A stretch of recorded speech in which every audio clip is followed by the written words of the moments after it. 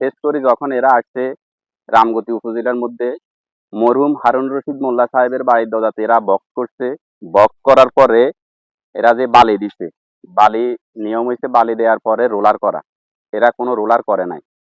Roller না করার পরে এরা নিম্নমানের পচা ইট দিয়ে যখন কাজ শুরু করছে তখন আমি ফয়সল মাহমুদ এলাকার লোকজন নিয়ে আমরা প্রতিবাদ করি।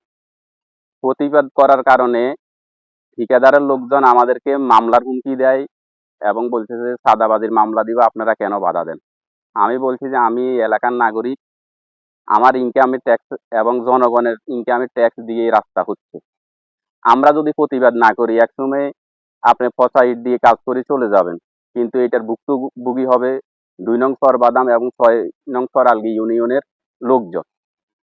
পরে এরা মামলার হুমকি দেওয়ার পরে আমি একটা লাইভ করি। করার পরে এটা যখন আমি ফেসবুকে দিই, দেওয়ার পরে বিভিন্ন লোকজনে লাইক এমন কমেন্ট শেয়ার করছেন। যারা শেয়ার করছেন তাদেরকে আন্তরিকভাবে অভিনন্দন। পরবর্তীতে রামগতি উপজেলার এলজিআইডি কর্মকর্তা স্নেহেল রায়, ওনার চোখে যখন এটা পড়ছে তখন উনি ওনার সহকারী এসও মুস্তাফিজুর রহমানকে জানায়। মুস্তাফিজুর রহমান কাজটা অফ করার জন্য বলছে, ঠিকাদার কাজ অফ করে নাই। না করার পরিপ্রেক্ষিতে বৃহস্পতিবারে উনি ওনার সহকারী আরেকজন অফিসার সোহেলকে পাঠায়। সাইডে পাঠানোর পরে ওনারা আসি বলে যে 6 গাড়ি মাল নিবে আর মাল নিবে না। তখন আমি এলাকার লোকজন নিয়ে প্রতিবাদ করি যে যত ময়লা আবর্জনা যে রাবিশগুলা দিয়েছেন এগুলা উঠাই নেন। এর পরিপ্রেক্ষিতে তারা এলাকার লোকজন এবং প্রশাসনের চাপ করে তারা তাদের মালগুলা উঠাই নিয়ে গেছে, কিন্তু ক্লিয়ার করে নাই। এখনো পচা গলা কিছু আছে, আপনারা দেখেন। বাংলাদেশ সরকার অনেক টাকা খরচ করছে, 25 কোটি টাকা। 25 কোটি টাকা এটা বিশাল টাকা, কিন্তু দেখা গেছে যে ঠিকাদার 80% কাজ, আমরা এলাকার লোকজন বলি যে অন্তত 80% কাজ করেন, কিন্তু এরা কি করছে 40% কাজও এরা করে নাই। আমাদের বাংলাদেশ সরকারের কাছে আবেদন এবং যারা দায়িত্বে আছে রামগতি উপজেলা এলজিএডি কর্মকর্তা, আপনারা অন্তত কাজটা নিজ চোখে আসি দেখবেন এবং দ্রুত।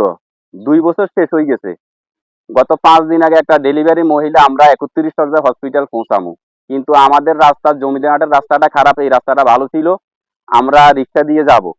কিন্তু ঠিকাদার যে অবস্থা, কাজ 2 বছর লাগাইছে, আমার মনে হয় আরো 5 বছর আর শেষ করবে না এরা।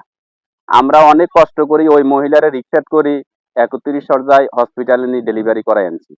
এখন আমরা জনগণ, আমরা প্রতিবাদ করতে পারি, কিন্তু আমরা প্রতিবাদ করতে গিয়ে যদি মামলা মামলাতে পড়ে যাই, তাইলে আমরা আমাদের মতো এরকম আরো কেউ তো প্রতিবাদ করতে চাইবে না। তো আমাদের আবেদন দ্রুত যেন রাস্তাটা কাজ শেষ করে। গর্ভবতী মহিলারা এবং আমাদের এলাকার কৃষক যারা আছে তারা ন্যায্য মূল্য পায় না এই রাস্তার কারণে। জমিদারহাট থেকে ব্যবসায়ীরা আসে না, বলে যে এখানে রাস্তা খারাপ, যদি আমরা মাল কিনি আমাদের ভাড়া বেশি লাগবে। আমাদের এই রাস্তাটা যদি দ্রুত, হ্যাঁ, এখানে Ramgati school and technical college আছে, এখানে প্রায় 1200 স্টুডেন্ট। তো যেহেতু এটা একটা উপজেলার মধ্যে গুরুত্বপূর্ণ একটা প্রতিষ্ঠান এবং কারামতিয়া কামিলিয়া মাদ্রাসা আছে, একটা পরিবার পরিকল্পনা হসপিটাল আছে, একটা প্রাইমারি স্কুল আছে, গুরুত্বপূর্ণ সড়ক নুরিয়া হাজিরা টু নুরুপাড়ারি ঘাট। এই সড়কটা যদি খুব দ্রুত করে তাহলে এই দেশের মানুষ খুব উপকৃত হবে। ধন্যবাদ। সালামু আলাইকুম।